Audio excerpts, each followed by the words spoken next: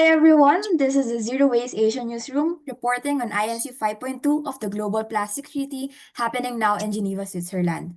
This week, government representatives will continue their discussion on having a treaty that will curb plastic pollution from production to disposal. I am Robi Miranda, GAIA Asia Pacific's Communications Officer for Campaigns, and joining me today to help break it all down and to share what's at stake is Arpita Bhagat, GAIA Asia Pacific's Plastics Policy Officer. Hi, Arpita. Thank you for joining us. Let's Thank start you, first with a Robi. simple question. Why is this round of the Plastics Treaty important? Well, we are already on an extended timeline. We were supposed to have concluded the final instrument by late last year in Busan. We had 2.5 years with 5 meetings. That didn't happen. So we had to officially extend the last meeting, and therefore the last meeting was, in a sense, suspended. So what we are entering now is a resumed session, the fifth session. So that's why it's INC 5.2. And really, this year, it's the only scheduled negotiations meeting we have. And the experts tell us that there's probably no other time to do another negotiations meeting this year. So with one scheduled final round, there is a lot at stake. There is a lot of work to be done. There are a lot of agreements, convergences to be reached. There are a lot of divergent issues to be resolved, and so a lot is counting on us for this one. Um, and what's interesting is that this is the longest negotiations meeting so far. So we've gone from 5 days to 7 days, and now this one is 10 days. So obviously, there is a lot more pressure on everyone involved, including the country delegates, to get an agreement. Thanks, Robin. All right. So you mentioned that it was suspended and also inconclusive. So can you tell us more about what happened at the last INC in Busan, South Korea? Yes, for everyone interested, you can go back to the last day's INC newsroom, because that was pretty detailed. But broadly, what happened is that they had to suspend the meeting. There were different iterations of the chair's text. That was what the text was called, because the chair had developed it informally, and then it went through different versions during the meeting, and finally they had the version which was, I think, finally published on 2nd of December 2024. And well, of course, the final agreement was not reached, but and with the clear um, sort of word that like-minded group of countries pushed it to ensure that this text is still not agreed. So all the text remains in bracket. A lot of the text within the different provisions, different articles, has also got brackets. So we have about 300 odd brackets currently in the chair's text. And as everyone knows, getting rid of these brackets is absolutely critical to have the clean text, is what it's called. And brackets essentially mean that there is no agreement on that text. And the problem is this negotiations from the start, from INC2 onwards, has been running uh, via the consensus rules. That means unless everyone agrees, there is no final agreement. There's no decision. And so we are in a very strange place where we don't know where we are going from here. And we really need to be counting on our political leaders to do the fair, just thing for our planet. All right. Robbie? So there seems to be a lot of things to be done for this particular INC, and we know that it's taking place now in Geneva, Switzerland. So how could it impact the participation for observers, particularly those coming from the Global South countries? Yeah, so it's one of the most expensive places on earth, and we are having a very environmentally justice focused negotiations here.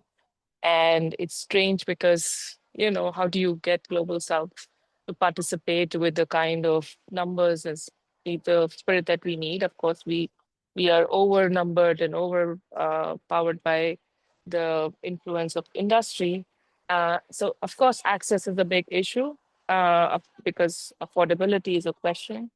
At the same time, I think one more thing that is of importance to understand is that till folks had funding till last year, because that was the idea was that with this 2.5 years of negotiations, you will finally have this instrument and then you work on the national ratification, implementation for the next years, and so on. And so the funders were also not prepared to fund another round. So in the last 7 months since the final INC, people had to really find ways to fundraise, really score money from many different sources and really to make it here.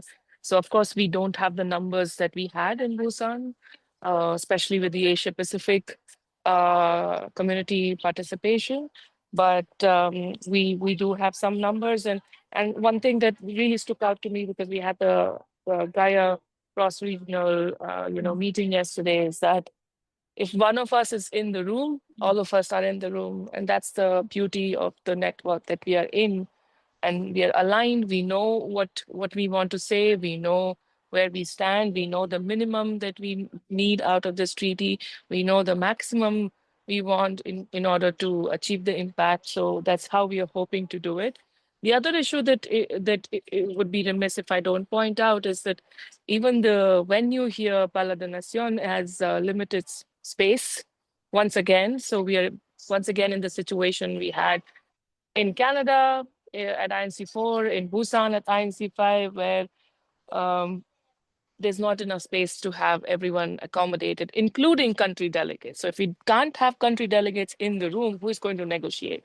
If we can't have civil society in the room, who is going to make sure this is a environmentally safe and a just treaty? And so we will really have to ensure that we are, dividing ourselves well. We are participating through that coordination that we have as a global network. All right, thank you so much, Arpita. And you mentioned some of the expectations that we will have, particularly for this INC.